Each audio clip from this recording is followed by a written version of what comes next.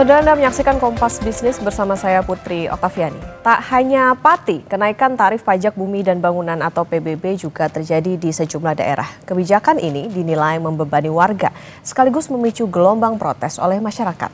Sementara pemerintah pusat menepis bahwa kenaikan pajak karena kurangnya anggaran dari pemerintah.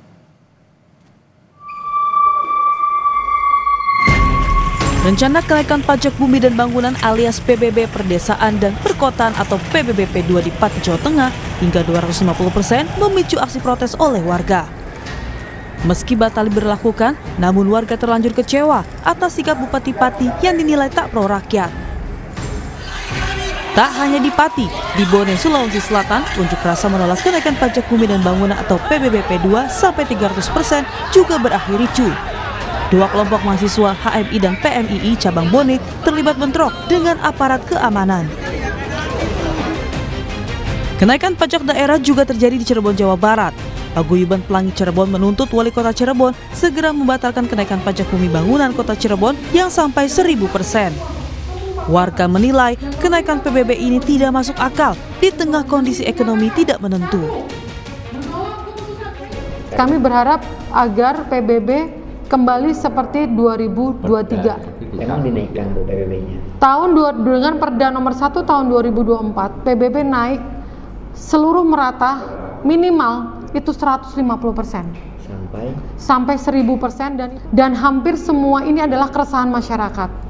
Hanya saja mereka tidak ada yang berani speak up, berbicara. Sementara di Jombang, Jawa Timur, kenaikan PBB hingga 200% akan kembali dikaji. Bupati Jombang mengklaim tidak menaikkan tarif pajak bumi dan bangunan atau PBB. Ia bilang hanya menjalankan aturan yang telah ditetapkan pada tahun 2023 lalu. PBB P2 itu berdasarkan hasil Perda tahun 2023. Sudah berjalan di tahun 2004 dan 2005. Kami hanya menjalankan. Kalau ada masa keberatan pun stimulus pasti akan diberikan potongan. Dan coba lebih dari 16.000 orang minta pengurangan dan itu dilaksanakan. Bahkan kami membentuk tim khusus untuk penanganan pengaduan masyarakat. Kami tidak pernah menaikkan pajak. Kami hanya menjalankan apa yang dijalankan di tahun 2024. Ramainya kenaikan PBB di sejumlah daerah direspon oleh pemerintah. Mensesnek Prasetyo Hadi membantah anggapan bahwa kenaikan pajak daerah terjadi karena kurangnya anggaran dari pemerintah pusat. Tidak ada penyebabnya karena itu bukan ya. Itu kan memang kebijakan-kebijakan setiap pemerintah daerah dan memang berbeda-beda antara satu kabupaten dengan kabupaten yang lainnya. Bahkan di Kabupaten Pati dengan kabupaten di sebelahnya yang bersebelahan dengan Kabupaten Pati pun juga berbeda. Jadi bukan, menurut pendapat kami bukan karena itu. Kalaupun ada rencana atau kebijakan kenaikan PBB di daerah masing-masing. Kami kemarin konsultasi dengan Menteri Dalam Negeri, memang koordinasinya bukan dalam rangka mencari rumusannya, tidak sebenarnya, karena memang itu kan menjadi kebijakan dari setiap pemerintah daerah. Tapi bahwa koordinasinya setelah kemudian kebijakan itu dirasa menimbulkan masalah, nah disitulah kemudian kita sangat berkoordinasi sangat intens. Gelombang protes kenaikan pajak terjadi di banyak daerah. Pemerintah harus membuktikan bahwa masalahnya bukan karena efisiensi anggaran transfer daerah. Sedangkan jika persoalannya adalah ruang fiskal daerah yang terbatas, segera cari solusi. Petakan mana daerah yang punya kapasitas fiskal tinggi, rendah, dan sedang. Tim Liputan Kompas TV.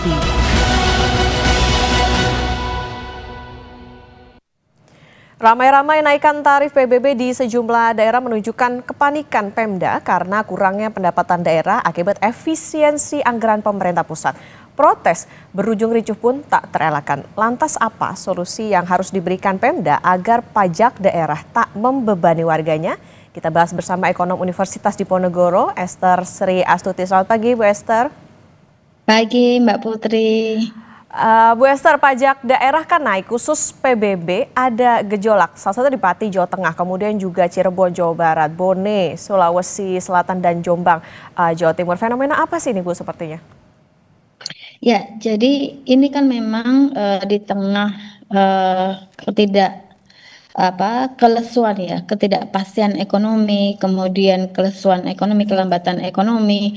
Jadi pemerintah daerah ini kan ingin meningkatkan kapasitas fiskal daerahnya. Nah, salah satu caranya adalah meningkatkan PAD-nya ya, meningkatkan pajak daerahnya gitu.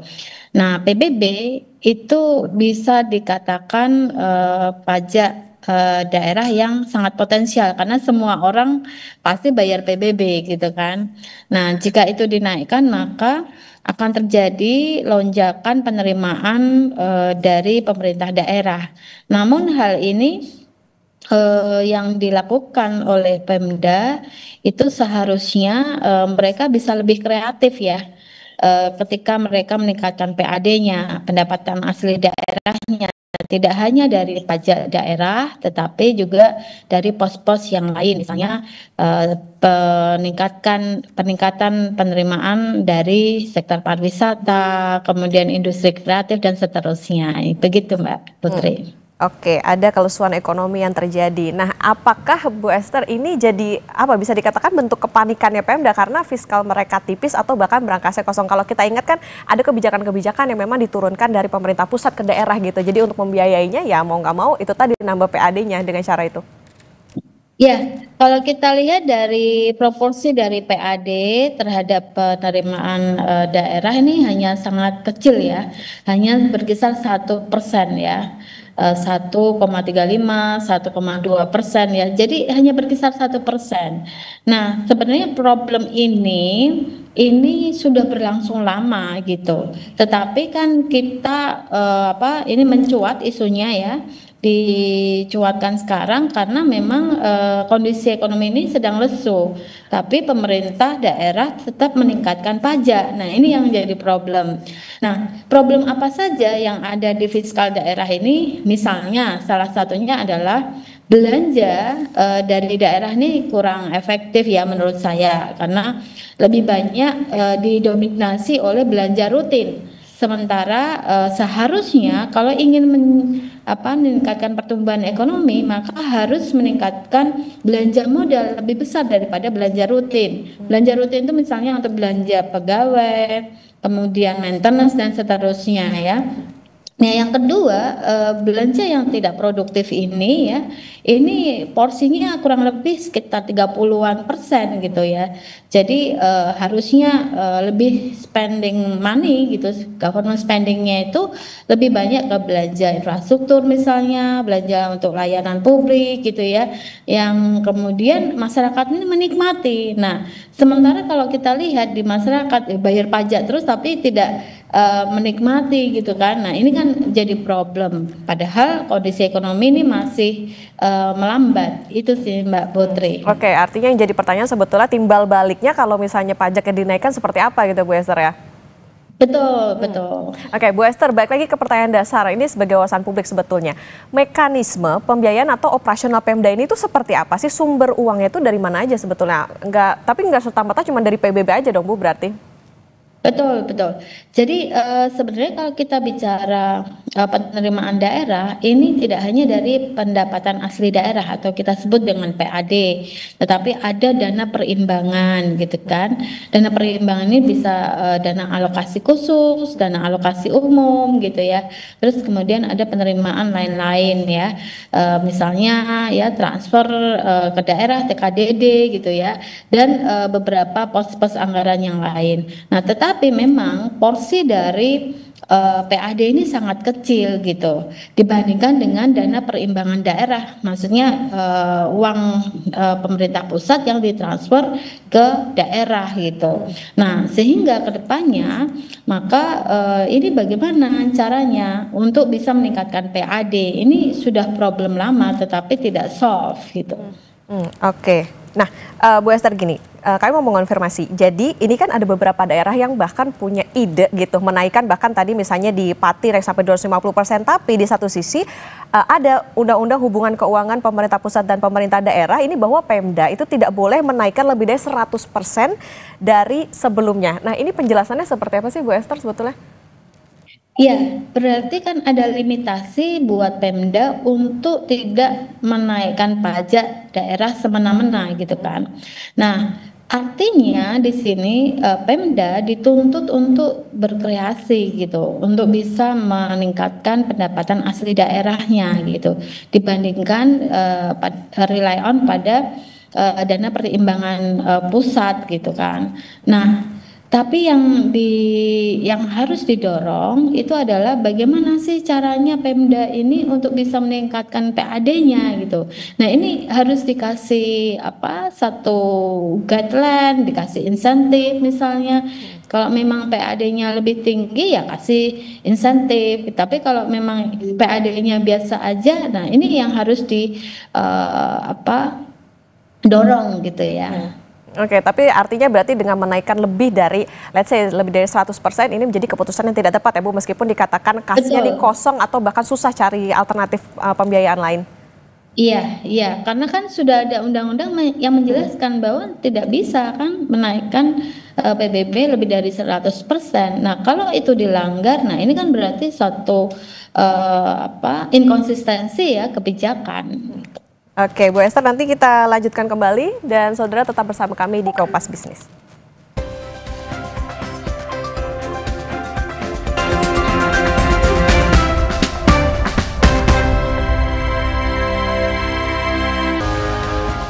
Kembali di Kompas Bisnis saudara, dan kita akan melanjutkan perbincangan bersama ekonom Universitas Diponegoro, Esther Sri Astuti. Bu Esther, kita lanjutkan kembali. Bu Esther, kalau kita melihat kan kayak kemarin misalnya di Pati begitu ya. Nah, tapi ada beberapa daerah juga yang menaikkan pajaknya gila-gilaan bisa dibilang gitu. Akankah gejolak yang merebak di banyak daerah ini bisa semakin meluas? Bupati Siak misalnya di sosial medianya bilang terang-terangan kalau nggak punya uang buat bayar sewa mobil. Ini kok kesannya jadi kayak pemerintah malakin rakyatnya aja nih Bu? Ya, memang ini menandakan bahwa pemerintah tidak aware ya dengan kondisi ekonomi yang sekarang melambat gitu. Sementara mereka hanya berpikir ya bahwa alokasi anggaran ini harus sesuai dan belanja harus as usual gitu kan. Jadi memang pengelolaan anggaran ini masih berlangsung business as usual gitu ya. Seperti apa?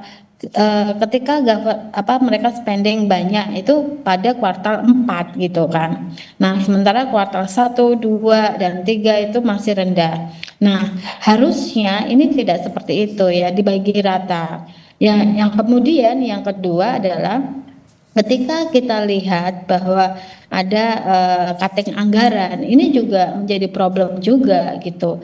Nah, di sisi lain banyak anggaran yang masih tersimpan ya di perbankan gitu, di bank-bank daerah itu masih ada di sebagian besar pemerintah daerah gitu. Nah, ini juga harus dilihat lagi. Nah, kemudian kalau kita lihat lagi kalau di sini ya bahwa problem fiskal daerah ini akuntabilitasnya itu harus secara administratif itu juga harus dilihat lagi. Apakah hanya berdasarkan penyerapan anggaran saja, kalau misalnya serapan anggarannya sudah 100% sudah oke. Tapi kan sebenarnya bukan itu. Alokasi anggaran, serapan anggaran itu harus based on fungsinya gitu. Dan apakah memang alokasi anggaran itu berdampak pada masyarakat luas apa tidak? Harusnya sudah diubah ke arah sana. Jadi tidak semata-mata penyerapan anggaran gitu. Nah, ini kan menjadi dilema ya ketika mereka seakan-akan tidak punya uang gitu. Ya mungkin iya, tapi kan kita harus melihat memang PAD-nya sangat kecil gitu, 1%-an gitu. Nah, lalu mereka seperti apa? Harusnya seperti apa? Ya harus kreatif memang gitu. Jadi tidak rely on pada hanya dana transfer perimbangan pusat daerah. Yang kedua juga harus melihat lagi apakah memang alokasi anggaran itu sudah efisien, efektif atau tidak gitu. Kalau lebih banyak belanja rutin ya berarti harus dikurangi ya, harus lebih diefisienkan. Tetapi kan rumusnya kalau pengen tumbuh belanja modalnya harus lebih banyak. Nah ini yang harus dirubah Mbak. Oke, utak-atik anggarannya nih sebetulnya yang dipermasalahkan kalau terutama di daerah. Bu Esther, artinya gini, permasalahannya dasarnya itu kan fiskal ya. Nah, perlukah pemerintah pusat akhirnya masuk? Apakah aturannya memungkinkan? Ya tinggal dikunci saja di pemerintah pusat untuk serapan anggaran, untuk disbursement anggaran itu ini harus peruntukannya harus sesuai dengan KPI gitu ya. Misalnya kalau alokasi anggaran untuk infrastruktur, berapa tenaga kerja yang harus bisa diserap, kemudian bagaimana kualitas dari infrastrukturnya, kemudian dampaknya setelah ada pembangunan infrastruktur itu misalnya katakanlah jalan ya, itu seperti apa. Ini kan tidak ada evaluasi setelah anggaran itu dikeluarkan gitu. Yang ada ya cuma disbursement aja, serapan anggaran itu seperti itu saja, tetapi tidak dilakukan evaluasi. Nah, ini kan harusnya bisa dikunci ya di pemerintah pusat, bagaimana Pemda ini bisa diatur gitu. Oke, let's say artinya harusnya ada evaluasi nih dari pemerintah pusat dengan apa yang terjadi di beberapa daerah, termasuk juga yang kemarin terjadi di Pati. Bu Esther, daerah yang sedang bergejolak ini tentang pajak bumi dan bangunan, ini bisa dikategorikan dalam fiskal rendah, sedang atau tinggi? Apa sebetulnya solusinya, terutama kalau misalnya bupatinya bukan petahana? Ya. Jadi kalau kita lihat nih data menunjukkan memang ada beberapa daerah yang sangat tergantung ya dengan dana perimbangan pusat daerah gitu. Nah berapa banyak gitu, karena saya bisa sebutkan nih menurut data hanya beberapa saja yang sangat kuat ya. Misalnya kita lihat Jawa pasti DKI Jakarta, Jawa Barat, Jawa Tengah, DIY gitu ya. Bukan DIY, enggak. Jawa Tengah, Jawa Barat, DKI Jakarta. Kemudian Banten, itu mereka sangat kuat ya. Tidak tergantung oleh dana perimbangan pusat daerah gitu. Nah, sementara Sumatera Utara ya, kemudian Riau itu dan Kalimantan Timur itu juga relatif kuat gitu. Nah, daerah-daerah yang lain ini masih sangat tergantung oleh dana perimbangan pusat daerah. Nah, ini kan sebenarnya tidak hanya terjadi pada tahun 2025. Ini sudah menjadi problem ya beberapa tahun belakangan gitu. Nah, artinya perlu guideline dari pemerintah pusat untuk bisa meningkatkan pendapatan asli daerahnya. Tidak hanya himbauan saja, daerah harus kreatif. So what gitu? Bagaimana caranya? Mereka perlu guidance itu sih Mbak Putri. Oke, berarti artinya gini Bu, evaluasinya apa sih sebetulnya terutama bagi pemerintah pusat, karena ini kan terjadi di beberapa daerah, tidak hanya di satu daerah saja, supaya jangan sampai terjadi lagi nih tiba-tiba naikin PBB-nya lebih tinggi lagi. Kalau tadi dikatakan oleh Bu Esther ya kondisinya sekarang ekonominya lagi sulit nih buat masyarakat. Yang bisa dilakukan adalah mengatur lagi ya belanjanya. Jadi yang pertama tadi yang saya katakan, belanja rutin ya harus lebih kecil daripada belanja modal ya. Kemudian diatur. Yang kedua, cara mengaturnya, alokasi anggaran atau pengeluaran anggaran itu harus berdasarkan fungsinya dan bagaimana multiplier efeknya kepada masyarakat di daerah tersebut. Nah, itu harus diukur, tidak hanya sekedar serapan anggaran saja gitu. Nah, jadi dengan demikian alokasi anggaran itu memang benar-benar sesuai fungsinya dan memang berdampak pada masyarakat luas gitu. Jadi orang bayar pajak itu bisa merasakan hasilnya seperti apa, mereka menikmati ya. Saya katakan misalnya di negara yang lain misalnya, orang bayar pajak itu ya happy-happy aja ya. Karena mereka menikmati imbal baliknya. Misalnya mereka dapat seperti kalau mereka menganggur gitu ya, mereka dapat itu tunjangan selama 2 tahun menganggur karena mereka sudah bayar pajak sebelumnya gitu. Nah ini kan di sini tidak ada, orang hanya dituntut bayar pajak, tetapi tidak ada imbal balik kepada masyarakat ya. Nah paling tidak kalau tidak bisa memberikan hal itu, maka harus alokasi anggaran ya, belanja anggaran pemerintah daerah ini harus berdampak pada masyarakat luas. Jadi jangan misalnya hanya bangun-bangun jalan aja, bikin kemacetan, tetapi masyarakat tidak merasakan loh ini uang pajak digunakan untuk bangun jalan, menambah kemacetan. Jalan sudah bagus masih ditinggikan, padahal itu tidak perlu. Nah ini kan hanya mengejar serapan anggaran gitu ya, tidak ada fungsinya dan tidak berdampak pada masyarakat gitu. Nah, yang ketiga yang harus dilakukan adalah meningkatkan penerimaannya. Sekali lagi, penerimaan pemerintah daerah atau penerimaan pemerintah itu tidak harus rely on pada pajak. Itu paling gampang memang.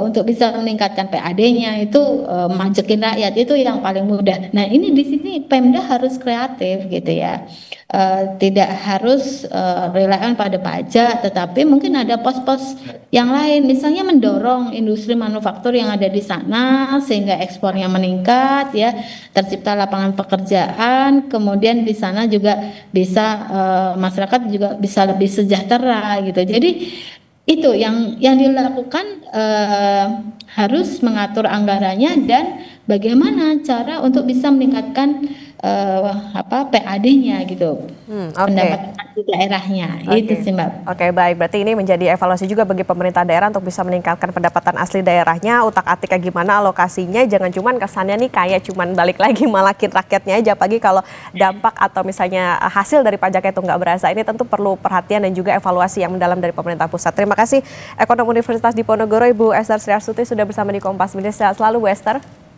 Sehat selalu Mbak Putri, terima kasih.